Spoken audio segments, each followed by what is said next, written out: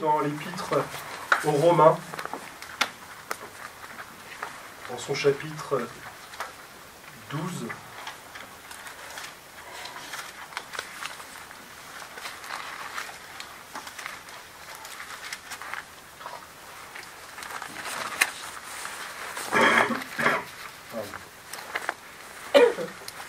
Alors, on va reprendre, on va lire au verset 1er, mais ce n'est pas le but de ma méditation ce matin, mais ce sera plutôt le verset 2, pour ne pas couper le texte.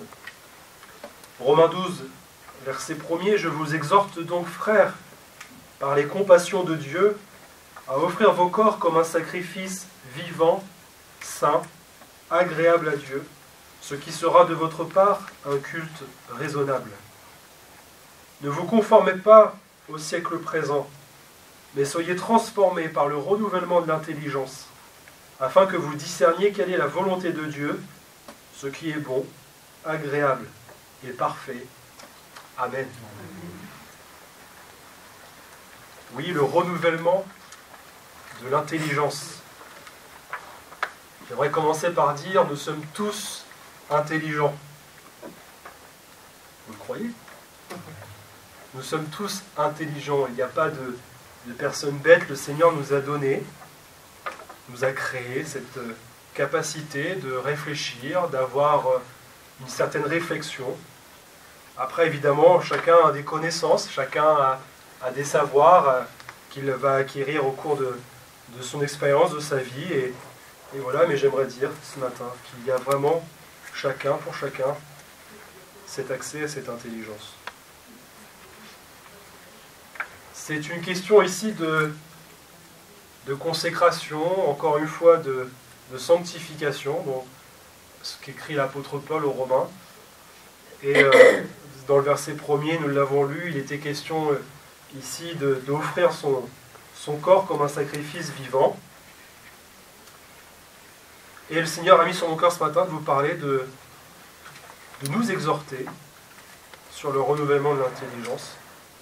Et quel est le chemin pour justement trouver ce renouvellement, cette intelligence qui est renouvelée dans le Saint-Esprit, bien sûr. Nous l'avons lu, je vais reprendre les points que l'apôtre Paul nous donne. Et ce premier point, c'est ne pas se conformer au siècle présent. C'est important parce que voilà, l'accès pour avoir une intelligence renouvelée consiste à être transformé avant tout par le Seigneur Jésus. C'est une vie qu'on a remis entre les mains du Seigneur. C'est un cœur, c'est un esprit qu'on a demandé dans sa grâce de changer, de transformer. Et se conformer, c'est quoi ? Ça consiste tout simplement à épouser la même forme qu'une autre, à vouloir imiter le plus précisément possible cette autre forme. C'est, on peut dire en fait que vouloir avoir les mêmes formes, avoir les mêmes contours, etc., c'est ressembler à ce modèle. Et ici, évidemment, le Saint-Esprit nous montre que un chrétien, une chrétienne, ça ne peut pas ressembler au monde. Ça ne peut pas ressembler à ce qui se passe le siècle présent, c'est ça, c'est le monde. C'est ce qui se passe aujourd'hui. Remarquons que c'est écrit au singulier. Donc c'est vraiment pas une notion de temps où il y aurait plusieurs siècles et qu'il y aurait plusieurs générations, il y aurait plusieurs, plusieurs modes. Non, c'est à la parole de Dieu, c'est une notion, le siècle présent, c'est écrit au singulier. Comme il y a un siècle à venir, c'est une question de dispensation, c'est une question de période spirituelle. Et si le siècle à venir, c'est le ciel, le siècle présent, c'est cette vie ici-bas sur terre, c'est ce monde. Le drame pour les églises aujourd'hui, c'est la perte de puissance spirituelle, bien sûr. Malheureusement, c'est dans cette recherche de la conformité au siècle présent. Je ne vais pas faire écho, mais quelque part, oui, je fais écho à l'étude biblique que Gilles est en train d'apporter à Pont-Omer sur le Saint-Esprit. parce que vendredi dernier, c'était sur ce thème, le fait qu'il ne fallait pas amener un feu étranger dans la présence de Dieu, qu'il ne fallait pas amener quelque chose qui venait d'ailleurs que de Dieu. Et finalement, c'est cela, c'est apporter des choses qui viennent du monde, des choses qui viennent du siècle présent, pour que dans l'Église, on puisse vivre une certaine puissance. Le drame, c'est qu'aujourd'hui, vous avez dans beaucoup d'églises le désir de ne plus vivre des choses spirituelles, authentiques, dans le Saint-Esprit. Et finalement, je vous l'avais dit une fois, on l'avait vu ensemble, mais quand vous enlevez la puissance du Saint-Esprit, il y a un manque. Et il faut combler ce manque par autre chose. Et la seule chose que l'on peut combler, si on ne fait pas appel à Dieu, c'est qu'on fait appel au monde. Donc il y a dans les églises, dans l'Église universelle, parce que je n'ai pas envie de cibler forcément une assemblée, une église en l'occurrence, il faut aussi regarder les choses avec sincérité, il faut aussi nous regarder, il faut se regarder soi-même, pardon. Mais dans l'Église, ne cherchons pas à nous conformer au siècle présent. Ne cherchons pas à trouver des moyens, des subterfuges, des pratiques qui viennent du monde. On pourrait vite essayer de chercher à créer une ambiance, on pourrait vite chercher à créer une certaine atmosphère, même pour faire croire qu'il y a le Saint-Esprit. Par exemple, apporter un don qui finalement n'est pas du tout spirituel. Et dans ce don, être capable de faire un reproche à quelqu'un, être capable de dire, voilà, le Seigneur sait, mais au final, c'est pas le Seigneur qui sait, c'est nous qui savons que tu mènes cette vie-là. Enfin, il faut vraiment veiller à cela, frères et sœurs, faire attention à ce que ce qui vient de Dieu soit proclamé, prononcé dans l'Église, mais ce qui vient du monde en soit chassé. La question qui doit finalement animer chaque Église, et je dirais même chaque chrétien, c'est une question simple. Est-ce que Jésus ferait cela? Est-ce que Jésus dirait cela? Est-ce que Jésus irait dans ce lieu? Est-ce que Jésus pense comme cela? Et je crois qu'à partir du moment où vous mettez cette question dans toutes nos réflexions, dans toute notre vie, dans les moindres détails, je crois que là on est dans le concret, on est dans le vrai, et là on cherche réellement à avoir une intelligence renouvelée, à avoir un cœur renouvelé par la grâce de Dieu. C'est vrai que la conversion, c'est le début, c'est le départ d'une vie chrétienne avec, j'ai envie de dire, entre guillemets, des niveaux. Avec des niveaux, des étapes. Et je sais que parfois, on a tendance à croire que lorsque l'on se convertit, on pourrait penser que ça y est, une fois qu'on est converti, une fois qu'on a pris le baptême, on est parfait. Et même dans nos discussions avec d'autres, peut-être que des frères et des sœurs ont fait sous-entendre cela en disant « mais toi, tu es jeune converti, tu continues à faire ceci, tu continues à faire cela, tu continues à aller dans tel endroit, etc. » Et finalement, on met une pierre d'achoppement sur ces frères et sœurs qui sont jeunes dans la foi. Il faut vraiment comprendre que la vie chrétienne, c'est un chemin, c'est un cheminement aussi, et qu'il y a des étapes. Maintenant, il faut comprendre aussi que lorsqu'une personne, un chrétien ou une chrétienne, a 30, 40 ans de conversion, il est normal qu'il y ait des choses qu'elle ne fasse plus, qu'il y ait des choses qu'elle ne dise plus. Il y a des endroits où on ne va plus quand on est chrétien. Et je crois que ça, c'est pas une question d'âge, de durée, de vie chrétienne. Non, c'est une question de conversion.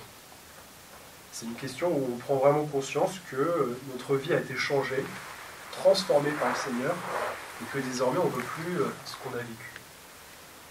On fait la part des choses. Vous avez tous vécu sans le Seigneur des choses. Peut-être même que vous avez été dans des endroits, et puis des endroits qui ne sont pas forcément mauvais en soi. Et quand on se convertit, on n'a plus envie d'aller dans ces endroits, on n'a plus envie de connaître ces choses. Ah, je le crois. Ah, ça, c'est une question de conversion, frères et sœurs. C'est une question où on ne va pas chercher à dire c'est bien ou c'est nul. C'est est-ce que le Seigneur irait dans ce lieu? Est-ce que le Seigneur dirait ceci? Est-ce que le Seigneur dirait cela? Non. Donc j'ai beau avoir 1 an de conversion ou 40 ans de conversion, peu importe. Maintenant, dans le renouvellement de l'intelligence, là, il y a un chemin. Là, il y a vraiment des étapes qu'il faut acquérir. Le Seigneur nous fait apprendre des choses, chacun, pour notre part. Certains vont apprendre les choses peut-être en 1 an, 2 ans, et puis d'autres vont mettre peut-être 10 ans, peu importe. J'ai envie de dire ça, la différence qu'il y a, c'est le cœur. C'est est-ce qu'on désire vivre ces choses? Est-ce que vraiment, quand on lit la parole de Dieu, lorsqu'on se tient dans la présence de Dieu, le Seigneur vient par le Saint-Esprit mettre en nous ses paroles, vient par le Saint-Esprit travailler nos cœurs, et puis il va ouvrir nos yeux aux choses qui sont spirituelles, et puis on va avoir peut-être ce désir ou pas de vivre cela. Vous avez des chrétiens qui vont stagner pendant des années, je ne vais pas dire encore 30-40 ans, et certains vont se sentir visés peut-être, mais vous avez des chrétiens qui, dans leur vie spirituelle, n'évoluent pas. Mais ce n'est pas une question que le Seigneur ne le veut pas. Le Seigneur, son désir, c'est toujours de nous amener plus loin. Et même si on vit des choses avec le Seigneur, il nous amènera toujours à vivre des choses encore plus avec lui. C'est vraiment un chemin et on ne connaît pas l'arrivée, on sait juste le but, on sait que l'arrivée, évidemment, c'est au ciel, mais on ne sait pas le jour ni l'heure que nous partirons avec le Seigneur, on ne peut pas savoir à quel moment on terminera cette randonnée. Parce que le chemin, c'est une randonnée. C'est une randonnée, frères et sœurs. Il y a des hauts, des bas, il y a des moments où c'est facile de marcher, il y a des moments où c'est plus difficile, il y a des obstacles, il y a des détours, voilà, mais le Seigneur nous fait prendre des chemins particuliers. Hier, j'étais promené avec Florence et Anna, et sur un chemin, il y avait une mare et tout, et on rencontre un monsieur du coin, et en fait, on allait prendre le chemin qui était habituel, normal, enfin, qui était indiqué, et ce monsieur, il dit, non, attendez, passez pas par là, passez plutôt par là, vous n'allez pas avoir de la boue, ça va être beaucoup plus pratique pour vous, et le chemin est un petit peu plus long, mais c'est pas grave, vous faites un petit détour, c'est rien, quoi. Mais vous dites, avec le Seigneur, c'est ça. Avoir l'intelligence renouvelée, c'est le Seigneur qui vient vous voir en disant, mais oui, ok, d'accord, pour toi, peut-être que cette logique, c'est de prendre ce chemin. Et moi, je le connais, ce chemin, je peux te dire qu'il y a des difficultés, c'est boueux, tu vas t'embourber. Mais tu vas prendre un autre chemin, c'est un peu plus long, mais au moins, tu vas arriver à la bonne destination. Et c'est peut-être simple, mais voilà, c'est ça, être renouvelé par l'intelligence. Finalement, vous empruntez un chemin, et le but est le même. Vous arrivez à la même destination, sauf que ce que vous allez vivre n'est pas la même chose. Et parfois, on se donne nous-mêmes des difficultés, des obstacles, parce qu'on ne veut pas écouter le Seigneur. Parfois, on se donne des difficultés, des obstacles, parce qu'on est pris dans notre truc, comme si, voilà, on a notre logique, on a notre carte, en disant non, si on est borné, et comme je le suis et je l'étais, sans doute encore, mais ma femme vous le dira, mais il y a un chemin, moi c'est comme ça, c'est carré. Bon, voilà, il y a une carte, il y a un plan, il faut le suivre. Oui, mais non. Parfois, notre logique, notre conception des choses n'est pas la même que celle que le Seigneur a pour nous. Et pourquoi? Parce que le Seigneur, lui, il sait ce qu'il y a sur le chemin, il sait quelle est la difficulté que l'on peut rencontrer. Alors bien sûr, ça peut arriver qu'on soit embourbé, qu'on s'embourbe parce que, voilà, on n'a pas fait attention peut-être aussi. Hein. Il ne faut pas non plus toujours se culpabiliser en disant, Seigneur, pourtant je prie, je cherche ta face, je cherche à faire ta volonté, etc. Et j'y arrive pas, pourtant je vis cette situation. Mais le Seigneur, dans sa grâce aussi, va nous relever de cette situation. Il ne nous laisse pas embourber, le Seigneur. Et parfois, même si voilà, on se retrouve embourbé, le Seigneur, il ne va pas nous dire, je te l'avais dit, vous avez qu'à m'écouter, etc. Non, il nous sort de cette situation. Et nous, ça nous sert. Si plus loin on rencontre encore cette même difficulté, on va se dire, oula, attends, avant d'aller plus loin, je vais demander au Seigneur. Même si la dernière fois j'ai prié, mais peut-être que j'ai pas bien prié, peut-être que j'ai pas assez prié. Votre cœur. Est-ce que vous avez un cœur à chercher la volonté du Seigneur? Le renouvellement de l'intelligence, il est là, frères et sœurs. À partir du moment où on ne cherche pas à se conformer au siècle présent, à utiliser des moyens qui sont des moyens humains, des moyens de ce monde. On pourrait par exemple, même pour l'achat d'une maison, pour l'achat d'un terrain, on pourrait même pour une direction professionnelle, Humainement, bah oui, forcément, je pourrais aller dans tel endroit parce que je gagnerai plus, je vais gagner 500 € de plus, ça va m'aider, etc. Oui, mais si tu vas dans cet endroit, qu'il n'y a pas d'église peut-être, que ta vie de famille va être dégradée, peut-être que tu vas... Toutes ces choses-là, on ne va pas les connaître tant qu'on ne les vit pas là-bas directement. Mais le Seigneur, lui, il le sait. Le Seigneur, il le sait. Et c'est comme ça que notre intelligence est renouvelée. Parfois, les hommes vont dire, mais pourquoi, regarde, la situation, elle est belle, elle est bien. Pourquoi tu n'y vas pas? Pourquoi est-ce que tu ne fais pas ça? Ah, mais moi, le Seigneur, il m'a dit quoi? Moi, le Seigneur, il m'a fait comprendre que c'était pas la direction. C'est peut-être pas le temps, c'est peut-être pas le moment, c'est peut-être pas le lieu. Mais le Seigneur, il sait. On a chanté, j'ignore tout de mon chemin. Moi, je ne peux pas voir de loin, mais le Seigneur, lui, il peut. Et c'est ainsi, frères et sœurs, qu'il faut que vraiment on ait ce désir d'être renouvelé. Et ça passe par cette étape de ne pas se conformer.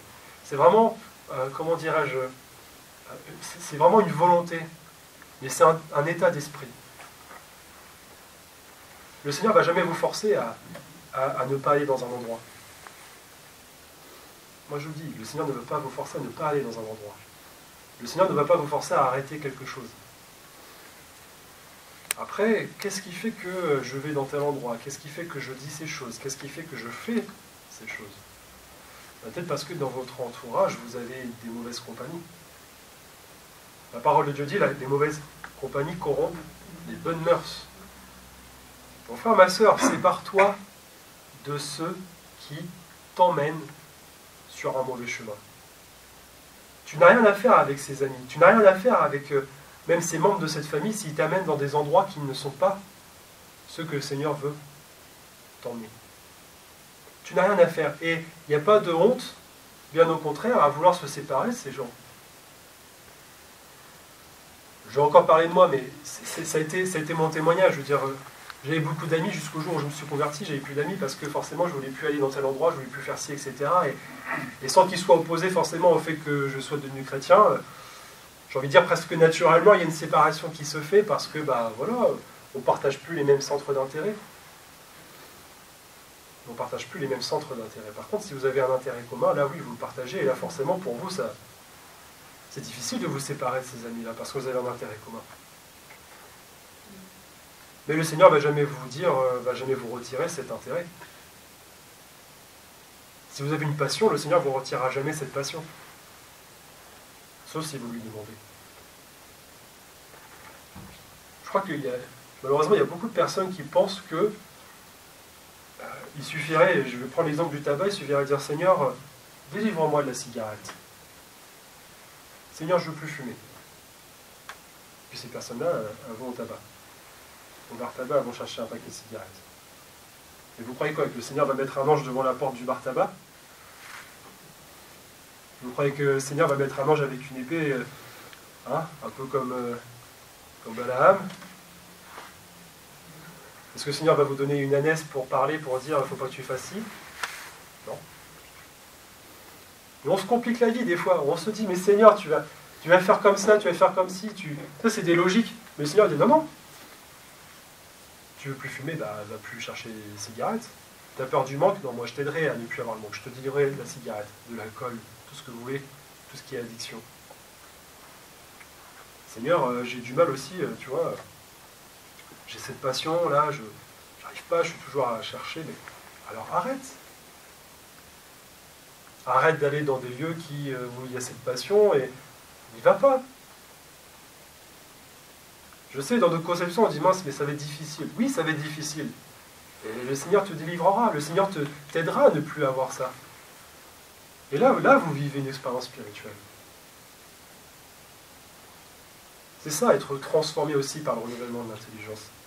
C'est ça. Si on parle de lieu, par exemple, est-ce que vous êtes déjà allé dans un opéra? Moi, non. Est-ce que c'est mal? On va parler concrètement, frères et sœurs. Est-ce que c'est mal d'aller écouter de l'opéra? Dans notre conception, non, en soi. C'est de la musique classique, il suffit, voilà. Puis bon, l'opéra, c'est quand même bon, c'est beau. Bah, ça, bien sûr, c'est ce qu'a fait l'homme, hein, c'est de la musique humaine, etc. Mais c'est beau. Après, si je vais à l'opéra tous les vendredis soirs, hein, si je vais à l'opéra le vendredi soir, si je vais à l'opéra le lundi soir, si je vais à l'opéra le dimanche matin, oh, lundi soir, non, rien de prière, mais bon, à l'opéra, il passe, je ne saurais même pas quoi vous dire, parce que je ne connais pas trop les musiques classiques, mais il y a tel musicien qui passe, voilà, il y a tel chef d'orchestre et tout, ce serait dommage quand même de louper ça. Ah bon? Ce serait dommage de louper ça alors que tu pourrais passer un temps dans la prière avec tes frères et sœurs. Ce serait dommage de louper ça alors que tu pourrais passer un temps dans la présence de Dieu, là, ce matin, dans le culte, à écouter la parole de Dieu, à te faire du bien dans la présence de Dieu, à prier. La musique classique, ça vaut tout ça? Si la musique classique, et je prends l'exemple de la musique classique, mais si vous avez une passion qui prend de la place dans votre cœur, ça prend la place de Jésus. Et vous êtes en train de vous conformer au siècle présent. Par contre, si vous avez ce désir de ne plus subir ces passions, de ne plus avoir envie de ces choses, demandez au Seigneur, et là, le Seigneur vous délivrera. Et encore une fois, si c'est des personnes qui vous entraînent dans ces choses, séparez-vous d'elles. Moi, je crois personnellement, qu'un chrétien n'a pas de un meilleur ami inconverti. C'est pas possible. C'est pas possible. Pourquoi? Parce que le meilleur ami, c'est celui en qui on se confie, c'est celui avec qui on partage beaucoup de choses, des intérêts, etc. Et je dis que c'est pas possible, non pas que c'est mal, non pas que c'est un péché, loin de là, c'est parce que cet ami va avoir une influence sur nous, tôt ou tard. Parce qu'on est humain et parce qu'on est pris par des sentiments, par des émotions, et il suffirait qu'il dise, bah oui, mais allez, rien qu'une fois, viens, s'il te plaît, tu vois, ça me ferait plaisir, etc. Alors, bah, écoute, c'est mon ami, je ne peux pas le laisser, etc. Et vous vous retrouvez dans un lieu et au final vous dites, mais mince, le Saint-Esprit il part. Vous l'attristez. Jésus, est-ce que Jésus serait là? Non, Jésus ne serait pas là. Et le chrétien, il est là où Jésus est. Et là, vous comprenez, alors évidemment, après, c'est des expériences qu'on fait avec le Seigneur. Hein. C'est des choses, ça arrive parfois de se retrouver dans un lieu, on prend conscience, ça nous vient comme ça, comme un flash, ou comme presque une claque, j'ai envie de dire, et se dire, mais mince, qu'est-ce que je fais là? Et là, on prend conscience et on réfléchit. Et là, quand on réfléchit, quand on prend le temps de réfléchir, l'intelligence, elle est renouvelée. La réflexion. Le Saint-Esprit vient en disant, mais tu vois, tu as fait ci, tu as fait ça, et pourquoi tu as fait ces choses? Mais parce que là, tu n'as pas écouté, parce que là, il y a quelque chose que tu dois apprendre. Notre vie chrétienne, c'est comme une construction que le Seigneur va mener. Et j'aimerais prendre cette image pour essayer de comprendre que le renouvellement de l'intelligence, ça fait partie dans les travaux des finitions. Le gros œuvre, les fondations, ce sont des étapes qui sont liées à la conversion. Le Seigneur fait table rase, il vient creuser, il vient mettre vraiment des racines, des fondements sur des choses qui sont bibliques, bien sûr, et ça, c'est ce que le jeune converti va vivre. Et puis il y a le gros œuvre où il faut avoir une structure, un squelette. Il faut que la vie chrétienne vraiment tienne. Alors on va avoir des cadres, on va avoir des choses qui vont vraiment être précises, et il faut que ce soit carré. Il faut qu'il y ait des angles, parce que sinon, si vous ne mettez pas des angles à ces choses, la maison s'écroule. Vous avez un toit, parce qu'il faut que vous puissiez protéger votre vie chrétienne. Et puis à l'intérieur, après, il y a les travaux d'intérieur. Et là, vous avez deux types d'ouvriers. Ceux qui procrastinent, qui remettent toujours au lendemain les travaux. Je prêche à moi-même, ça. La femme, elle serait là, elle dirait, oh. La procrastination, on remet toujours au lendemain des choses. Et puis ceux qui, par contre, ils envoient, quoi. Ils y vont. Vous avez deux types de chrétiens. Ceux qui remettent toujours les choses qui sont nécessaires, essentielles, dans les finitions, dans les petits travaux, ils remettent toujours au lendemain. J'ai le temps.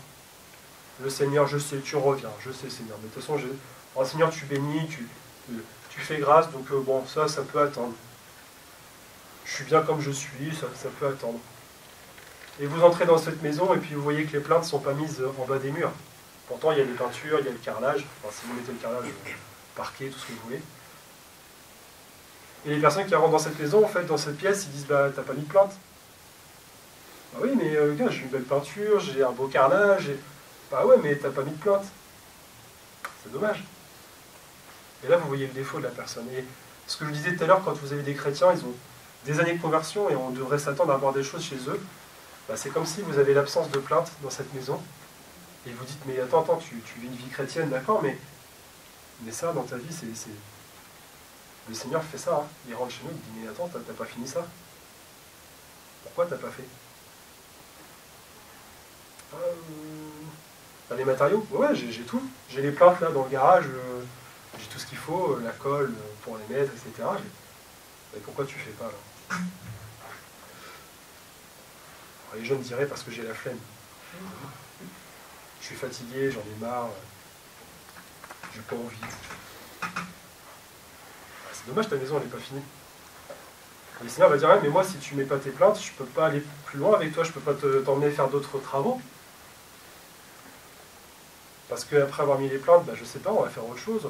Mais sauf que si t'as pas fini ça, moi je peux pas aller plus loin avec toi. Et là, voilà, vous avez des personnes qui passent des années de dire, mais je comprends pas, j'avance pas avec le Seigneur et tout. Bah oui, mais il y a une chose que tu dois faire dans ta vie, tu le fais pas. Le Seigneur, il met tout à disposition, il te donne tout le matériel qu'il faut, il te donne même le plan, il te dit comment il faut faire et tu le fais pas. Donc sois pas étonné si tu n'avances pas. Sois pas étonné si cette chose-là reste dans ta vie. Il faut aller plus loin. Et puis après, je vous disais, vous avez des chrétiens qui, eux, par contre, voilà, ça y va, je veux dire, il n'y a pas de souci, on fait les travaux, on fait les choses, et parfois peut-être trop. Des fois, il faut savoir se reposer, il faut savoir se calmer, des fois, il faut savoir dire aussi, arrête de t'agiter, Marthe, arrête d'aller à droite, à gauche, pense aux choses essentielles. Et le renouvellement de l'intelligence, c'est pareil. Hein. C'est un temps où il faut passer avec le Seigneur, c'est un temps qui nécessite de mettre fin aux agitations, de penser toujours à plein de choses. Et il faut que le Seigneur nous aide parce que parfois, notre cerveau, il est tout le temps en ébullition, il est tout le temps parti à droite, à gauche. Et on ne peut pas être renouvelé si c'est ça. Il faut vraiment qu'on prenne un temps à part avec le Seigneur. Et vous savez, c'est une question de discipline. C'est vraiment, on parle du disciple, c'est pour ça, c'est une discipline. Si on n'arrive pas, il y a un moment, il faut dire, Seigneur, écoute, voilà, je veux vraiment caler un point, un temps avec toi. Ça va être, voilà, ça va être peut-être un quart d'heure, une demi-heure, mais il faut, et je vais m'en tenir à ça. Et ça va être une discipline pendant un temps. Parfois, les efforts, ça ne va pas forcément payer, parce que c'est... Mais si on a vraiment un cœur à dire, Seigneur, voilà, je veux vraiment remettre les choses à plat, je veux vraiment remettre les choses dans l'ordre, aide-moi, le Seigneur vous aidera. Le Seigneur vous donnera d'avoir du temps dans votre emploi du temps, et c'est à nous aussi après de dire, bah non, je ne vais pas faire telle chose, je ne vais pas faire ci, parce que voilà, je vais passer un temps avec le Seigneur. Je disais tout à l'heure, je veux dire, si vous avez des amis qui passent, voilà, de la famille, moi ça m'arrive des fois, même mon frère a dit, bah tiens, est-ce que je peux passer, etc. Je dis, bah, non, là non, je t'avoue, je ne peux pas. Voilà, on va prendre un temps. On comprend, il n'y a pas de souci, on discute, et puis on dit, bon, bah, ok, ce sera une prochaine fois. Et autant les mecs qui ont besoin d'être secoués par le Seigneur, d'aller de l'avant, les autres, ils ont besoin, non pas, je dis pas de ne pas aller de l'avant dans les choses spirituelles, entendons-nous, c'est vraiment de ralentir dans notre rythme de vie. Parce que notre intelligence ne peut pas être renouvelée ainsi. Le but de tout cela, évidemment, c'est de discerner quelle est la volonté de Dieu. Et je crois qu'on est tous d'accord ici ce matin à chercher la volonté de Dieu. On veut vraiment que le Seigneur conduise nos vies, on veut vraiment que le Seigneur puisse nous donner ce qu'il a prévu. La parole de Dieu dit, discerner la volonté de Dieu, c'est voir ce qui est bon, agréable et parfait. Dieu seul est bon. Dieu seul est bon. Même Jésus, quand on a dit, Maître, tu es bon, il a dit, mais Dieu seul est bon. Il n'y a que Dieu. Qu'est-ce qui est agréable? Il n'y a que ce que le Seigneur Jésus peut agréer. À partir du moment où ce que Dieu agrée, c'est agréable. À partir du moment où ce que l'on vit, ce que l'on pratique, c'est en accord avec ce que Dieu veut, alors nous vivons une vie agréable. Bien sûr, le jour où, encore une fois, vous ne voulez pas faire ce que Dieu veut, bah, on ne fait pas ce que Dieu agrée, donc ça ne peut pas être agréable. Et donc on vit une vie chrétienne qui est difficile, on vit une vie chrétienne où on se dit, mais mince, j'y arrive pas, je suis tout le temps triste, je suis tout le temps en train de me culpabiliser, mais peut-être parce que, justement, on ne cherche pas ce qui fait plaisir à notre Seigneur et dans tous les domaines de notre vie. C'est plus je fais ou je ne fais pas parce que c'est bien, parce que c'est mal. C'est je fais ou je ne fais pas parce que c'est utile ou pas. Le bien, le mal, ça c'est la loi. En ce moment, je fais des choses bien, donc je suis un bon chrétien, une bonne chrétienne, donc je suis béni. Je fais une chose mal, donc je suis un mauvais chrétien, une mauvaise chrétienne, je suis maudit. Mais non. Nous ne sommes plus sous la loi, nous sommes sous la grâce. Et la grâce n'a pas effacé la loi, bien sûr. Il y a des choses qui sont mauvaises, il y a des choses qui sont bonnes. Mais il y a des choses aussi qui... reprendre l'exemple de l'opéra tout à l'heure, c'est pas forcément des choses mauvaises ni bonnes, comment est-ce que je fais, mais est-ce que c'est utile? C'est utile peut-être parce que on a un moment de détente et on sait que, bah voilà, ou même quelqu'un nous a offert 2 places pour aller à l'opéra, ça c'est un petit message que je lance si jamais vous voulez faire un petit cadeau. Vous avez 2 places, on vous offre quelque chose, etc. Bon, allez, je sais que j'ai pas de réunion, je sais que voilà, j'ai un petit temps, je suis en vacances, je vais en profiter, ok, pourquoi pas. Bien sûr, si on vous offre 2 places de concert pour aller voir un rocker, un rappeur, tout ce que vous voulez, là non, enfin la part des choses. Il faut que les choses, même humaines, restent quand même, j'ai envie de dire, correctes. Et bon, il n'y a rien de sain dans ce monde, on le sait. Mais voyez, ce que je veux dire, c'est qu'il ne faut pas se culpabiliser.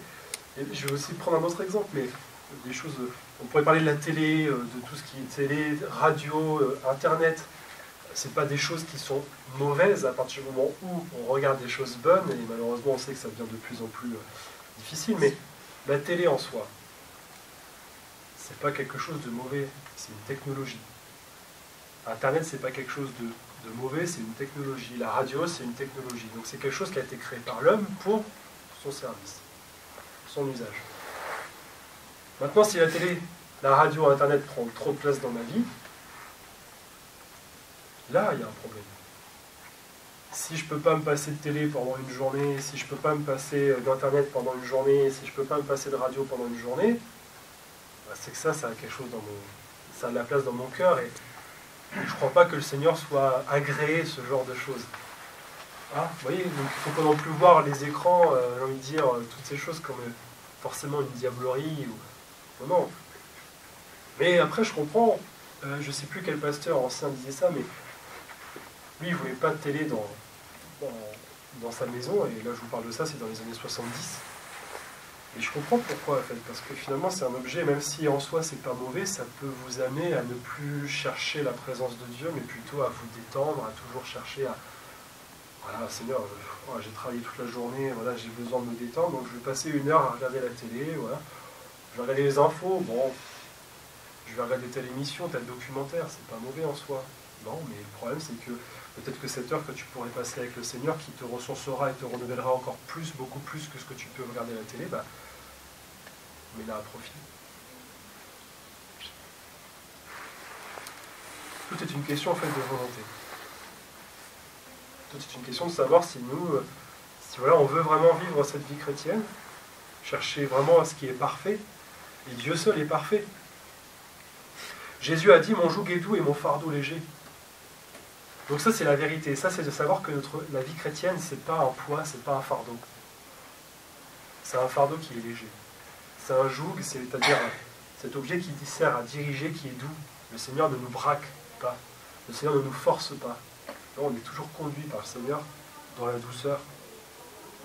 Et c'est une question d'obéissance alors.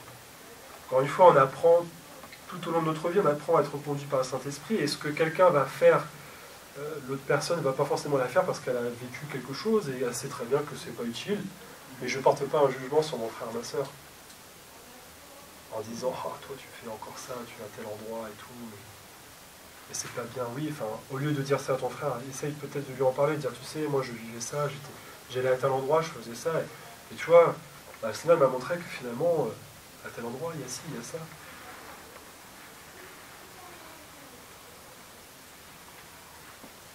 Les lieux de spectacle, les lieux de divertissement, les lieux où il y a du sport, etc. Ça, ce sont des choses. Bon, je l'ai vécu, hein. J'étais un grand fan de foot. À partir du moment où vous allez dans un stade, vous regardez des matchs, derrière, il y a une passion.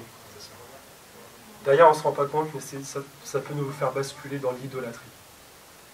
Et c'est des endroits où le Seigneur ne veut pas qu'on y aille, parce qu'il y a un danger pour notre âme. Parce que ce n'est pas ce que le Seigneur veut. Vous imaginez ce que vous avez... Vous imaginez Jésus aller dans un stade de rugby? Vous imaginez Jésus aller dans un cirque? Je pense qu'à son temps, malheureusement, le cirque n'était pas dans les gradins, mais il aurait été au milieu, dans l'arène. Et c'est ce qui est arrivé à beaucoup de frères et sœurs, hein, les chrétiens qui sont entrés dans l'arène de ça. Mais voilà, c'est pas des lieux où le chrétien doit être. C'est pas des lieux, c'est pas des endroits où le chrétien, la chrétienne doit être, parce que c'est pas sa place, parce que Jésus n'y est pas. Et des fois, c'est pas forcément mauvais, mais Jésus n'y est pas. Donc ça sert à rien d'y aller. C'est pareil pour des églises, des assemblées. Ça sert à rien d'aller dans des cultes, vous savez que ce qui est prêché, c'est pas conforme à la parole de Dieu. Jésus n'y est pas. Le Saint-Esprit n'y est pas. Donc moi, si je vais là où Jésus va, si je vais là où le Saint-Esprit est, je ne peux pas aller dans ces lieux. Je me retrouve dans ces lieux et là je prends conscience, je dis, oula, attends, il se passe ci, il se passe ça, le prédicateur il dit ci, il dit ça, mais c'est pas conforme, c'est pas biblique. Alerte. Je pars. Je m'en vais. Ça ne sert à rien de rester. Parce que si vous restez, vous faites du mal à votre âme. Vous allez voir des choses, vous allez entendre des choses qui vont vous remettre en question même votre foi, qui vont remettre en question des choses que vous avez entendues, que vous avez su certaines, et pourtant elles sont remises en question parce que, qu'on le veuille ou non, on prête quand même de l'importance à celui ou celle, je dis celle volontairement, qui prêche. Et finalement, c'est plus l'homme ou la femme qui est honoré, qui est glorifié, évidemment, que le Seigneur, et on prête presque trop de respect à ces personnes-là en disant ouais, mais attention, c'est quand même le pasteur, c'est... Oui, mais qu'est-ce qu'il dit, le pasteur? S'il dit des choses qui ne sont pas conformes à la parole de Dieu, ce n'est pas... Je vais le dire, ce n'est pas un bon serviteur. Et bien sûr, en disant ça, je ne veux pas non plus porter un jugement. Je veux vraiment qu'on puisse comprendre quelle est justement, discerner quelle est la volonté de Dieu. On ne porte pas de condamnation sur ces personnes-là, mais on comprend que c'est pour notre âme, que c'est pour notre propre vie, que c'est important de ne pas rester dans ces lieux-là. Le Seigneur, c'est très bien ce qui est bon et agréable pour l'Église. Nous sommes son épouse, nous sommes le corps de Christ, et le Seigneur veut que son corps soit édifié, et cette édification doit être la vocation de chaque chrétien. Ainsi, pour y parvenir, le Seigneur a tout simplement envoyé le Saint-Esprit, afin que par le Saint-Esprit, nous soyons renouvelés, et que nous puissions marcher de progrès en progrès, de gloire en gloire. C'est là pourquoi nous devons, frères et sœurs, demeurer dans la parole de Dieu. Parce que le Saint-Esprit nous rappellera toujours ce qui vient de la parole de Dieu.